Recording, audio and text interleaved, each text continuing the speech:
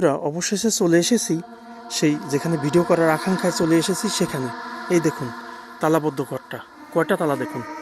এখানে আমি আমার ভাইনার সাথে আসছি, ওর কথা অনুযায়ী যেখানে একটা মহিলা থাকতো, দেখুন 3টা তালা দিয়ে তারা বাড়ি ঘর ছেড়ে পালিয়েছে। দেখুন 3টা তালা। তো এখানে এই ঘরটা পড়ে আছে, এখানে কেউ এখন থাকে না, সেই ভূতের ভয়তে চলে গেছে। এখানে যে মহিলাটা থাকতো, একা একা নাকি থাকতো, তাকে ভূতে ধরেছিল এবং সবাই জানতো যে তাকে পেতনিতে ধরেছে। হ্যাঁ, এই যে দেখুন এখানে একটা পাখি পলেই আছে, চেষ্টা করছি পাখিটি ধরার জন্য। হ্যাঁ দেখুন কতটা নির্জন এলাকা, আমি আসলে দেখে অবাক হয়ে গেছি যে এতটা নির্জন এলাকা এদিকে এখনো আছে।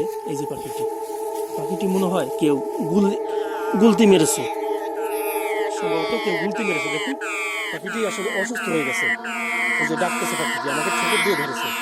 দেখুন দেখুন কতটা নির্জন এলাকা, এটা আসলে অবাক হয়ে যায় যে আমি আসলে এখানে এত নির্জন এলাকা আছে, অকল্পনীয়। দেখুন কোথাও থেকে কোথাও কোনো রাস্তার যে কোনো একটা পথ থাকবে সেরকম কোনো দেখা যায় না। এখান তো অবশ্যই দেখা যায়। আমি ওকে জিজ্ঞেস করলাম এখানে কেন, এখানে মানুষ চলাফেরা করে, বললো যে না, এখানে মাঝে মাঝে গাছ কাটলে ওই যে ভ্যান গাড়ি নিয়ে আসে ওই গাছগুলি নেওয়ার জন্য, সেজন্য এখানে একটু পথের মতো ব্যবস্থা করছে, তাও নেই। দেখুন আশেপাশে ঘর বাড়ি বলতে কোনো কিছু নেই।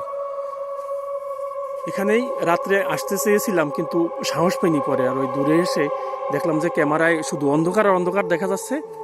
এই দেখুন এই তেঁতুল গাছ আছে এখানে, যাতে ভূত থাকে। অবশ্য ভূত বলতে বিজ্ঞান এটা বিশ্বাস করে না। যদি আমরা মুসলিম কোরআনকে বিশ্বাস করি তাহলে অবশ্যই ভূতকে বিশ্বাস করতে হবে। ভূত হলো যেটা বদজিন, ওরা যেখানে বসবাস করে, ওদের যদি বসবাস করায় কোনো বিঘ্ন ঘটে তখনই ওরা বিভিন্ন রূপ ধরে মানুষকে ভয় দেখায়। এই দেখুন লম্বা চাম্বুল গাছ আছে, অনেক বড় বড় গাছ এখানে আছে। ভিডিওটি লম্বা হয়ে যাচ্ছে, তাই আর ভিডিওটি করতে পারছি না। অন্য কোনো ভিডিওতে আবার দেখা হবে ইনশাল্লাহ। আজকে এই পর্যন্ত, সবাইকে ধন্যবাদ ভিডিওটি দেখার জন্য।